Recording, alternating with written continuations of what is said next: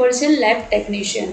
First question છે, આર્ટિકલનો question છે. I think જોઈને બધાને ખબર પડી જાય, અને ન પડે તો તેના આન્સર પરથી આપણે જોઈ શકીએ કે કઈ રીતે આન્સર એનો ક્લિક કરી શકાશે.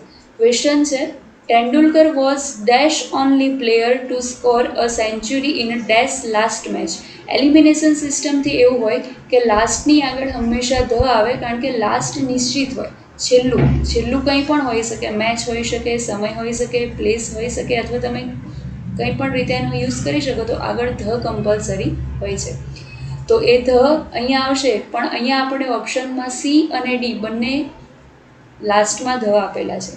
હવે આગળ એનું જોઈએ તો ઓનલી એકમાત્ર, એ પણ નિશ્ચિતવાચક છે. ધનો ઉપયોગ હંમેશા નિશ્ચિતવાચક તરીકે કરે છે. સર્ટેન વસ્તુ માટે આપણે એનો ઉપયોગ કરીએ છીએ. તો અહીંયા બંને જ બાબતો સર્ટેન છે. આથી અહીંયા ઓપ્શન સી.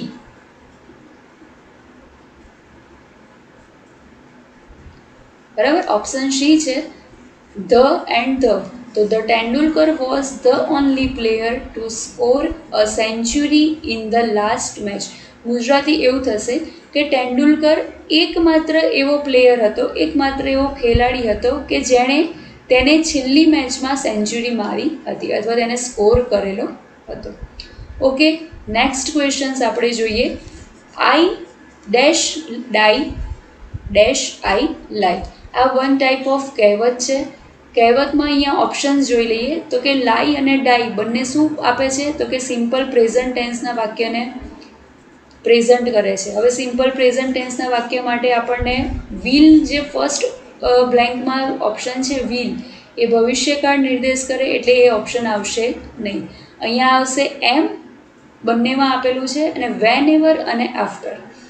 અહીંયા કહેવત પ્રમાણે એવું કહેવાય કે હું જુઠ્ઠું બોલીશ એની પહેલાં મરી જઈશ. બરાબર, તો અહીંયા ઓપ્શનમાં આપણને એ આપેલો છે. કઈ રીતે એ આવી શકે, તો જુઠ્ઠું બોલતા પહેલાં મરી જઈશ, તો આફ્ટર તો આવશે જ નહીં. વેન એવર, જ્યારે જુઠ્ઠું બોલીશ ત્યારે મરી જઈશ એવું નહીં, જુઠ્ઠું બોલતા પહેલાં મરી જઈશ, તો એના માટે બિફોર હોય છે.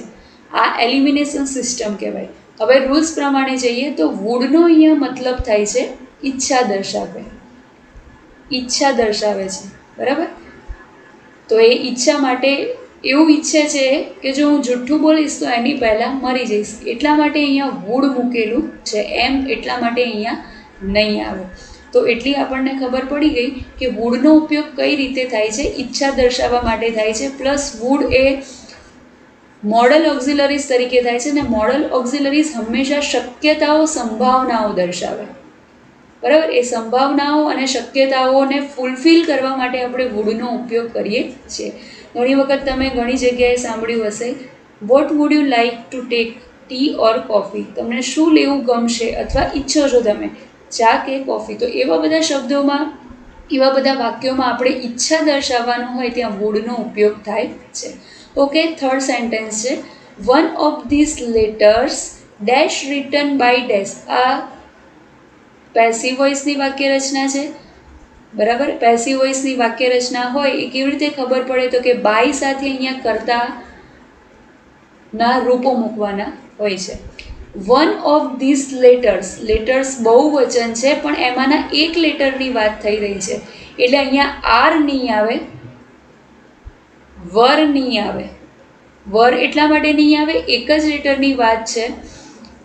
એન્ડ હેવ બીન પણ નહીં આવે. કર્તા દ્વારા કરતો હોય ત્યારે હેવ બીન અથવા તો પાસ્ટ પાર્ટિસિપલ પ્રેઝન્ટ કરવાનું હોય ત્યારે આપણે હેવ બીનનો ઉપયોગ કરીએ છીએ. તો અહીંયા જોઈશું કે વન ઓફ ધીસ લેટર્સ, બધા જ પત્રોમાંના એક પત્રની વાત થઈ રહી છે, એટલે એક વચન છે આ વસ્તુ.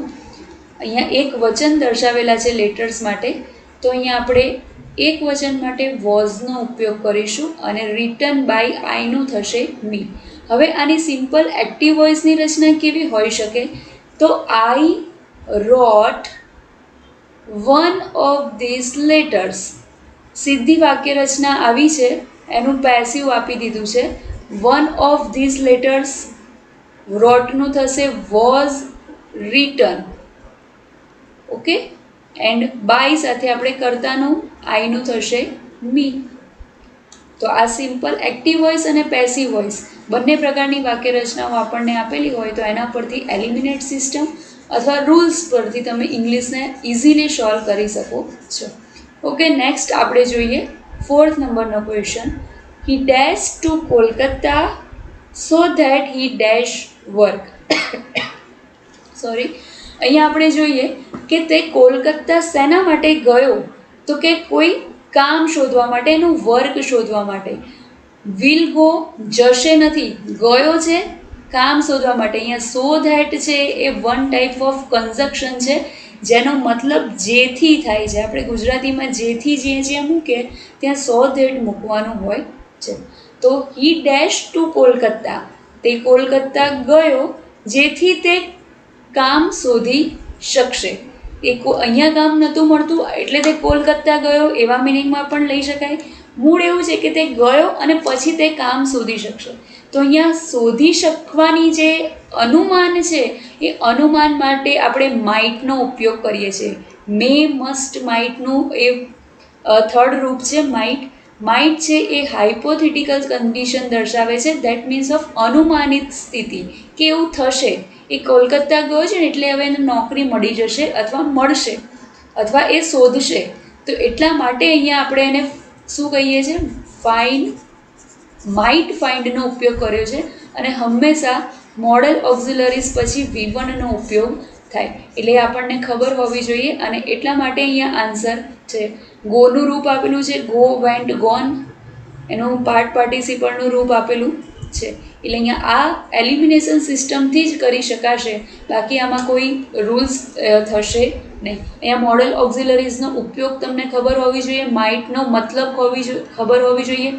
મે છે એ હંમેશા પરમિશન માંગે, મે આઈ ડ્રિંક અ વોટર, અથવા તમારે ક્યાંય બેસવા, ઊભા થવાની વગેરેની પરમિશન લેવી હોય ત્યારે મેનો ઉપયોગ થાય છે. મસ્ટનો ઉપયોગ ફરજિયાતપણું બતાવે છે અને માઇટનો ઉપયોગ અનુમાનિત સ્થિતિ બતાવે છે. આ ત્રણેયના તમને મિનિંગ કમ્પલસરી ખબર હોવી જોઈએ. ઓકે, નેક્સ્ટ ક્વેશ્ચન્સ આપણે જોઈએ. 5th નંબરનો ક્વેશ્ચન છે હી લેબર્સ ડેશ. અહીંયા ફરીથી સો ધેટના ઉપયોગથી વાક્ય આવ્યું છે. હી ડેશ રીચ. એક કારણ બતાવશે અને એક એનું પરિણામ બતાવે છે. હી લેબર્સ, લેબર્સ એટલે અહીંયા થશે મહેનત કરવી, મજૂરી કરવી. હી લેબર્સ હાર્ટલી ના હોય, હાર્ડલી ના હોય, હાર્ડ હોય તો સી અને ડી બંને ઓપ્શનમાં હાર્ડ આપેલું છે. જેથી તે શું બનશે, બીકમ રીચ.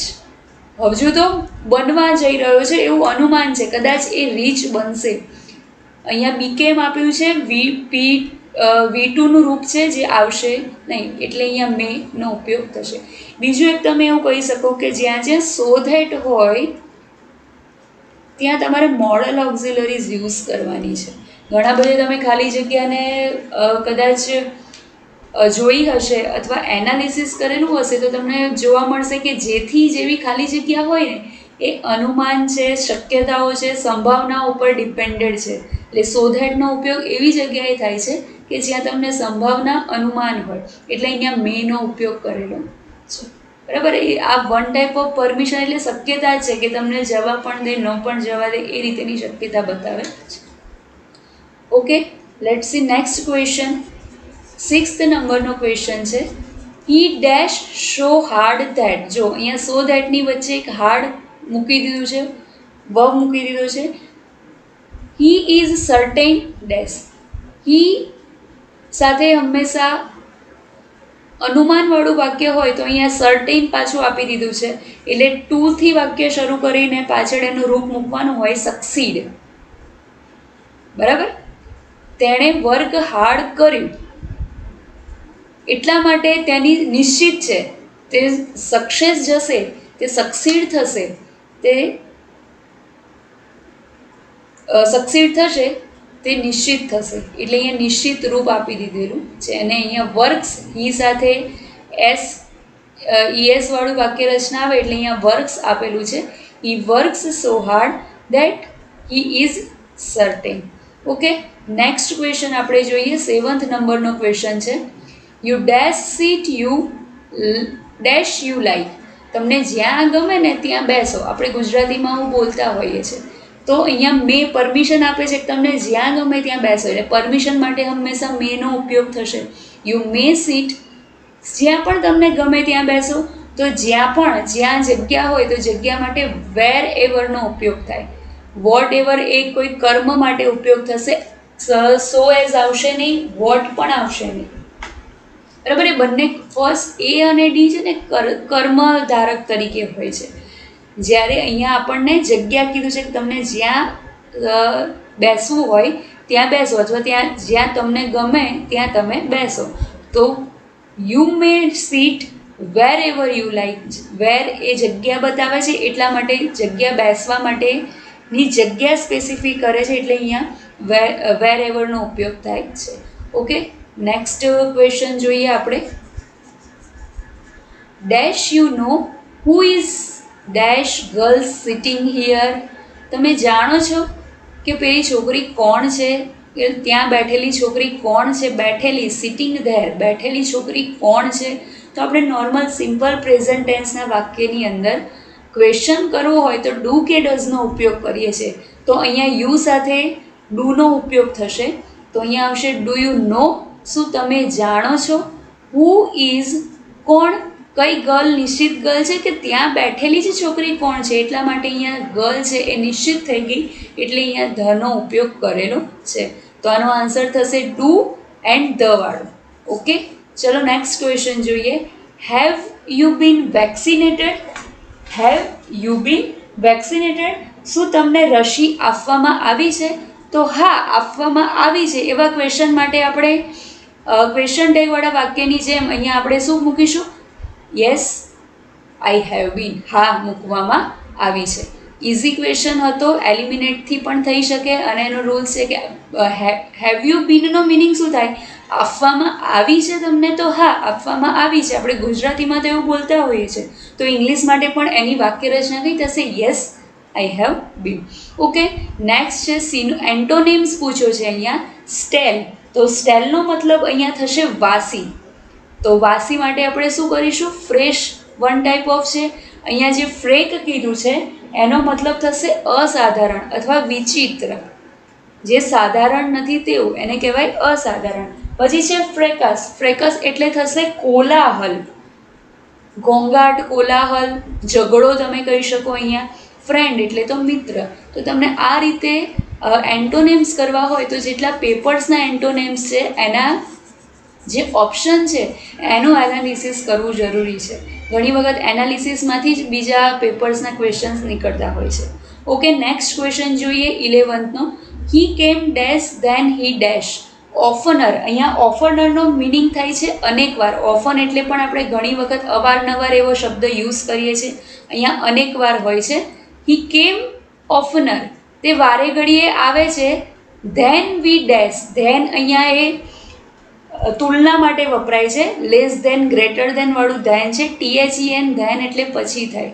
ઓકે, તો અહીંયા થશે he came dash oftener than we dash. So often નહીં આવે, ઓફન નહીં આવે, ઓફર તો આવશે જ નહીં. પછી બીજું એલિમિનેટ કેવી રીતે કરી શકો, ગુજરાતી તમને કોમન જોઈને આવે, તે અવારનવાર આવે છે. તો એના માટે શું કીધું છે અહીંયા, એક્સેપ્ટેડ અને એક્સપેક્ટેડ. આ બંનેની વાક્યરચના અલગ થઈ છે. અહીંયા સી ઓપ્શનમાં જે એક્સેપ્ટેડ છે એનો મતલબ થાય સ્વીકાર કરવો, અને લાસ્ટનો જે એક્સપેક્ટેડ છે ને એનો મતલબ થશે આશા રાખવી. બરાબર, એટલે એક્સપેક્ટેડ આપણે ધારીએ ને એના કરતાં વધારે તે આવે છે, અનેકવાર તે આવે છે. એના કરતાં તુલના માટે અહીંયા ધ્યાન મૂકવામાં આવ્યું છે, એટલાનું ગુજરાતી એવું થશે આપણે ધારીએ તેના કરતાં તે વધારે આવે છે. ઓકે, ચલો નેક્સ્ટ આવશે setback dash clock. It is dash hour too fast. Clock નિશ્ચિત છે, ક્લોકને કરવાની છે એટલે અહીંયા આગળ ધ જ આવશે. Setback the clock.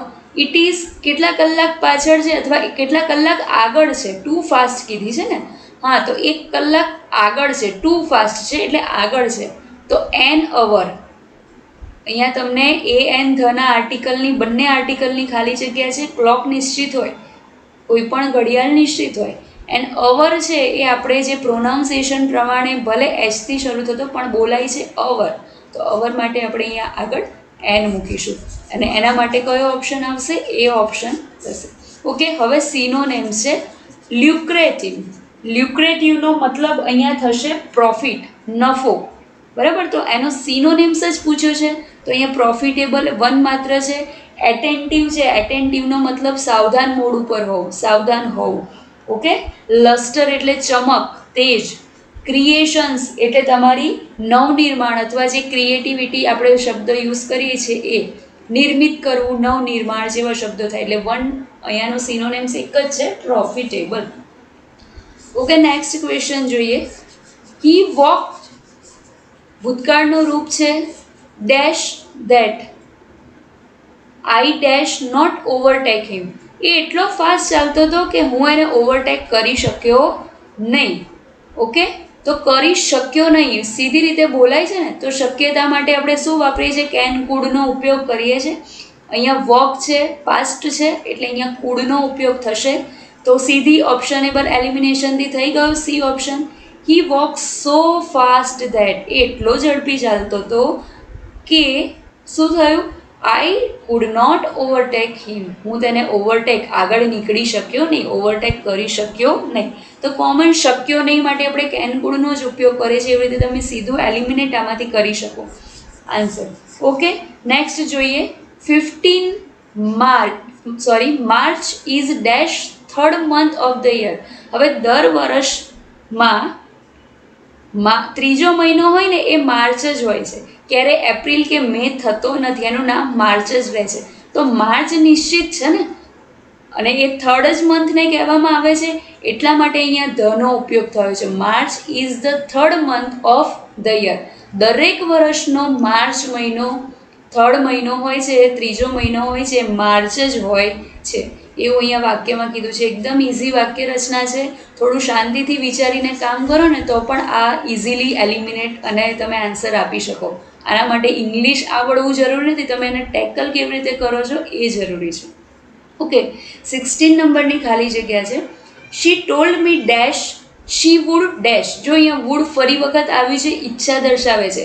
She told મી, આપણે કન્જક્શન જોડવાનું છે. તેણે મને કહ્યું કે, શું કહ્યું? શી વુડ કમ. આપણે કીધું હતું કે મોડલ ઓક્ઝિલરીઝ પછી હંમેશા V1નો ઉપયોગ થાય છે. તો અહીંયા would one type of modal auxiliaries છે અને એના પછી હંમેશા V1નો ઉપયોગ થશે. એટલે because she told me because she would come નહીં, કન્જક્શન્સ તરીકે ધેટનો ઉપયોગ થાય છે. તેણે મને કહ્યું કે શી વુડ કમ, તે આવવા ઈચ્છે છે. Done. Okay, 17 number. Manu and I dash the Moody's this evening. Okay, Manu and I બે કરતા છે તો બે માટે હંમેશા ઇઝનો ઉપયોગ ક્યાંય આવશે નહીં. આરથી જ વાક્ય શરૂ થશે અને આર સાથે આઈએનજી વાળું રૂપ હોય એમ સાથે ઇઝ સાથે આવશે નહીં, કારણ કે બે કરતા છે. અહીંયા ઇઝી છે એકદમ વાક્ય રચના. આર વિઝિટિંગ આવશે. ઓકે, 18 નંબરની ખાલી જગ્યા જોઈએ આપણે. Dash gold is dash precious metal. Gold છે એની ક્યારેય કોઈ મટીરિયલ નાઉન હોય એની આગળ આર્ટિકલ આવતો નથી. અને પ્રિશિયસ, કિંમતી. પ્રિશિયસનું મિનિંગ અહીંયા કિંમતી થાય. તો કિંમતી આગળ એક કિંમતી ધાતુ છે, ઘણી બધી કિંમતી ધાતુઓ છે. એ ધાતુઓમાંની એક ગોલ્ડ છે એટલે કે સોનું છે. તો અહીંયા ઓપ્શન આવશે એ, નો આર્ટિકલ ગોલ્ડ. તો નો આર્ટિકલ એટલે ગોલ્ડની આગળ કોઈ આર્ટિકલ આવશે નહીં, તો બોલાશે શું? Gold is a precious metal. Okay, 19 નંબરનો ક્વેશ્ચન જો. No sooner had he dash he was off again. No સુનરનો અહીંયા મિનિંગ થશે જલ્દીથી. ઓકે, તો no sooner had he dash he was off again. જ્યાં જ્યાં નો સુનર હોય ત્યાં કમ્પેરિઝન માટેના ધેનનો ઉપયોગ થાય છે. આ એક એનાલિસિસ કર્યું છે અને એના રૂલ્સ પ્રમાણે આવે. તો અહીંયા જે THEN ધેનવાળી વાક્ય રચના હોય એ જ ઓપ્શન આવશે. ઓકે, અને એઝ સૂન એઝ અને નો સુનરમાં શું ડિફરન્સ છે? તો નો સુનર પછી હંમેશા વર્બ આવશે અને અહીંયા એની આ જગ્યાએ જો એઝ સૂન એઝનો ઉપયોગ થયેલો હોય તો એની પાછળ હંમેશા નાઉન અથવા એડજેક્ટિવ સંજ્ઞા અથવા વિશેષણનો ઉપયોગ થાય છે. એટલે ક્યાં કઈ રીતે વાપરવું એ ખબર હોવી જોઈએ. તો no sooner had he returned then he was off again. Okay, next question જોઈએ, અને આઈ થિંક આ લાસ્ટ ક્વેશ્ચન છે. Which option is correct transformation of the following sentence?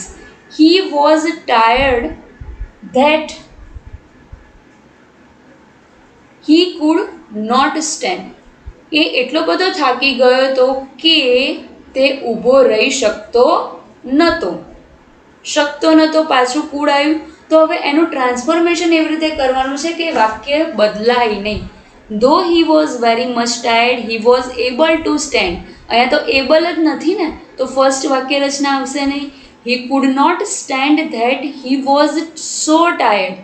એ એટલા માટે ઊભો રહી શકતો નથી કે તે થાકી ગયેલો છે. તે થાકી ગયેલો છે માટે તે ઊભો રહી શકતો નથી. Although he was too tired to could not stand. Okay, એટલે ત્રણેય વાક્ય રચના નહીં આવે, ઓપ્શન સી આવશે. He was too tired two stand. તે એટલો બધો થાકી ગયો છે કે તે ઊભો રહી શકતો નથી. ઇઝીલી પેપર્સના ક્વેશ્ચન સોલ્વ થઈ શકે છે. તમે શાંતિથી આને સોલ્વ કરશો તો તમને ખબર પડશે કે આર્ટિકલ, મોડલ ઓક્ઝિલરીઝ, ટેન્સની વાક્ય રચના, નો સુનર, એઝ સુન એઝ છે, પછી એન્ટોનેમ્સ છે, સિનોનેમ્સ છે, ક્વેશ્ચન ટેગ છે, જેવા પંચાયતમાં પૂછાતા પ્રશ્નોને આપણે અહીંયા સોલ્વ કરીશું. આવી જ રીતે 1 by 1 15 પેપરનું એનાલિસિસ કરવામાં આવશે. Okay, thank you so much for that.